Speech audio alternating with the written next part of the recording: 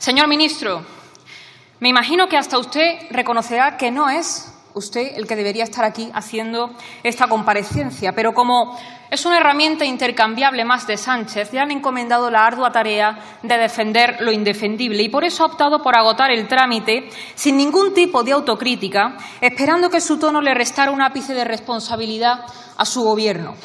Aquí hoy debería estar Sánchez, dando la cara, explicando por qué no movió un solo dedo desde el primer día, explicando por qué el día de la riada la prioridad del Gobierno era colocar a los suyos en Televisión Española y no socorrer a los valencianos.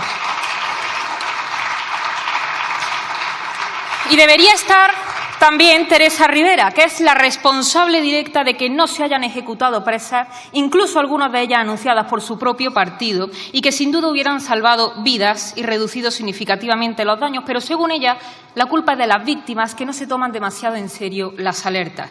Y por supuesto Sánchez, huido a decir en esa cumbre del clima que el cambio climático mata. Y usted aquí diciendo que la culpa es de los ciudadanos que emiten CO2. Pues mire, lo que mata es no declarar la situación de emergencia. Lo que mata es quedarse cruzado de brazos viendo la catástrofe sin mover un solo dedo por puro interés político. Lo que mata es no haber construido las obras y haber derrumbado las presas por puro fanatismo climático. Eso es lo que mata y no el cambio climático. Aunque, en cierto modo, entendemos que Sánchez se esconda, porque para los españoles su presencia se ha vuelto un insulto insoportable, tal como se demostró en Paiporta, con un descaro y una chulería absolutamente intolerable y que, por supuesto, mereció todo el reproche y más. Qué triste, pero qué merecido se lo tienen saber que fuera de estas alfombras y de su sede los españoles no les quieren. Pero más allá de la conocida altanería y cobardía que Sánchez ha demostrado con los españoles que lo han perdido todo, aquí han quedado claras varias cosas. En primer lugar, que tenemos un Gobierno malintencionado que ha actuado con dolo, que ha abandonado a los valencianos a su suerte, vengándose de que no hayan elegido un Gobierno regional del Partido Socialista, que tenía pleno conocimiento de la gravedad de los hechos y que no actuó. Y la prueba de su mala intención es que cuando a ustedes les interesa, ustedes retuercen la ley hasta la extenuación para beneficiar a sus socios separatistas. Son incluso capaces de modificar sentencias condenatorias firmes cuando no les favorecen. Pero cuando hay que salvar vidas, ustedes de repente se ponen exquisitos con las competencias y dicen que no tienen ninguna capacidad de maniobra ante la mayor catástrofe natural de los últimos tiempos. ¿Qué considerados son ustedes con las cosas que les interesan?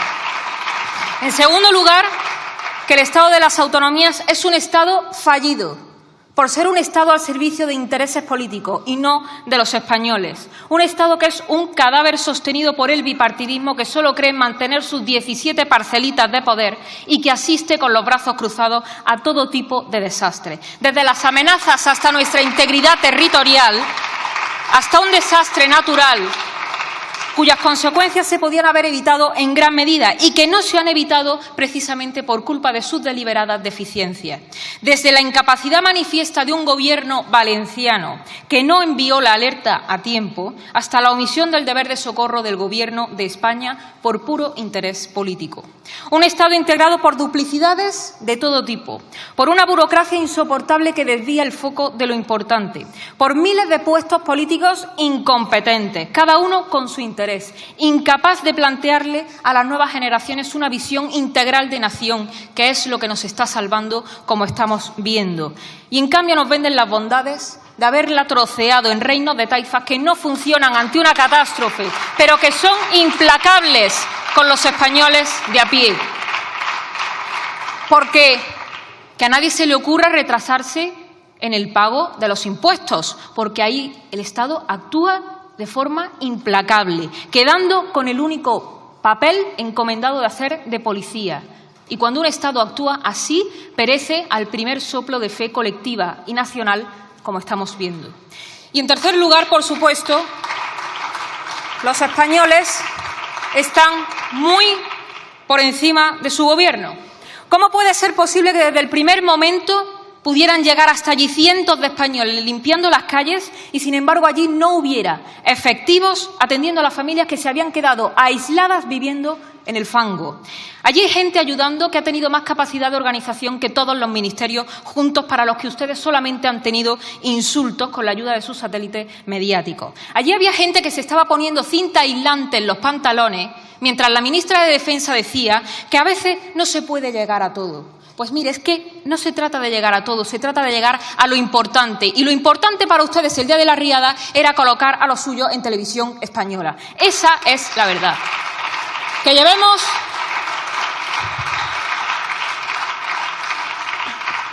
llevemos 2 semanas desde la riada, con gente anónima dando lo que no tiene, haciendo en las calles de Valencia el trabajo que debía estar haciendo el Gobierno desde el primer día.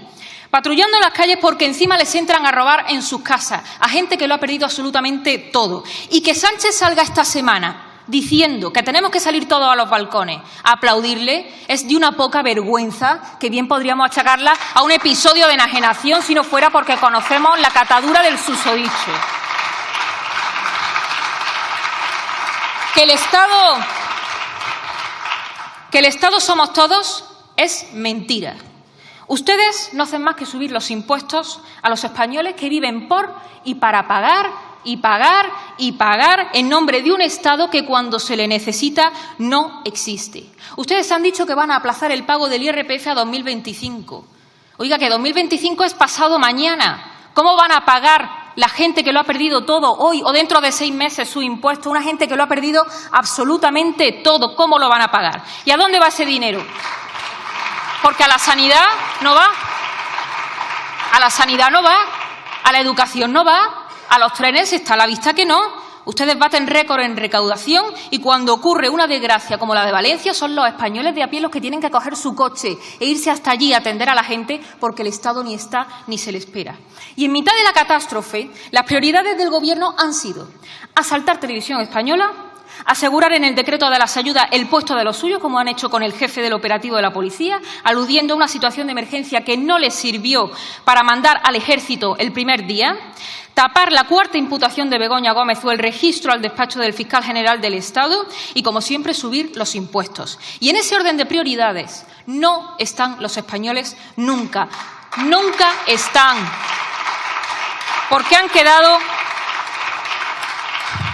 Porque los españoles han quedado relegados a la mera condición de siervos fiscales, que no merecen nada porque nunca se les exprime lo suficiente.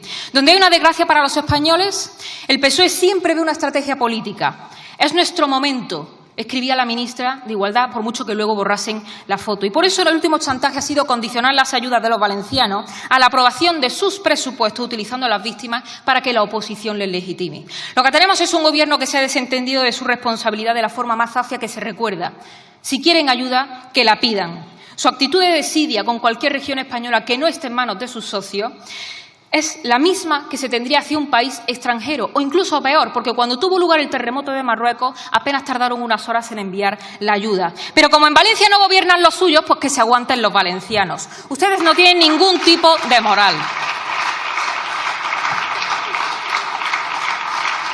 Tomar el mando no era una opción. Era un deber porque además la ley les obligaba a ello. Declarar la emergencia de interés nacional y activar el Plan Estatal de Emergencias de Protección Civil y el de riesgo de inundaciones era un deber de diligencia inexcusable. El Departamento de Seguridad Nacional mandó una nota a Sánchez el 29 de octubre a las 8 de la mañana. ¿Por qué no desplegaron al Ejército ese mismo día? ¿Por qué no mandaron a la UME y a la Guardia Civil? A ustedes les hubiera bastado con aprobar un decreto, como hacen con tantas otras cosas que sí les interesa.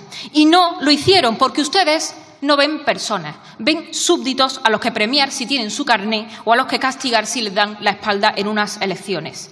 Donde un Estado eficiente hubiera tenido a la fuerza y cuerpos de seguridad y a médicos, España ha tenido gente llegada de todos los rincones, rescatando fallecidos, llevando comida, limpiando las calles y atendiendo a los vecinos mientras el Gobierno rechazaba la ayuda extranjera. Y esto, que es la viva imagen del gran pueblo que es España, no deja de ser la otra cara de la moneda de unos gobernantes traidores. Porque a los trabajadores a los que usted ha mencionado, a los trabajadores públicos, ustedes los tenían maniatados, pidiendo a sus jefes que les dejasen actuar, teniendo el no por respuesta, porque sus jefes, a su vez, dependen de políticos cuya prioridad es ponerle de rodillas frente a sus intereses de partido. Y lo que nos quedan son españoles tratando de sobrevivir a ese Estado que financian con sus impuestos y que en realidad les desprecia, porque solamente son el pueblo. Hasta hace poco la consecuencia de esto había sido económica, pero aquí hay mucha gente que ha perdido la vida y eso marca un punto de no retorno, porque todos ustedes han estado poniendo parches y paños calientes toda la vida, los unos y los otros. Los unos, el Partido Popular, que desplazó la batalla cultural por la gestión y han demostrado que ni batalla cultural, ni gestión, ni nada. Y el Partido Socialista, que se dice en el gobierno de la gente y de la justicia social y se han quedado inmóviles viendo cómo se destrozaban los barrios obreros de Valencia, demostrando que solo son una clase privilegiada que se alimenta de la desgracia de los españoles más humildes. Y debajo del abrazo del bipartidismo, de ese abrazo insostenible del bipartidismo, que comparte el Estado fallido de las autonomías y las políticas verdes que todos ustedes votan juntos en Europa, están los españoles. Españoles que están ayudando y que no van a tener ningún privilegio. A esos españoles no les van a colocar ustedes sin ningún consejo de administración, ni van a cobrar grandes sueldos. Y precisamente ahí radica su grandeza, porque lo hacen con una verdadera vocación de servicio que le falta a mucha gente aquí, sin esperar nada a cambio, movidos por unos principios que han logrado imponerse en una época de egoísmos y de intereses espurios. Esa es la España en la que nosotros creemos y por la que siempre vamos a luchar. Muchas gracias.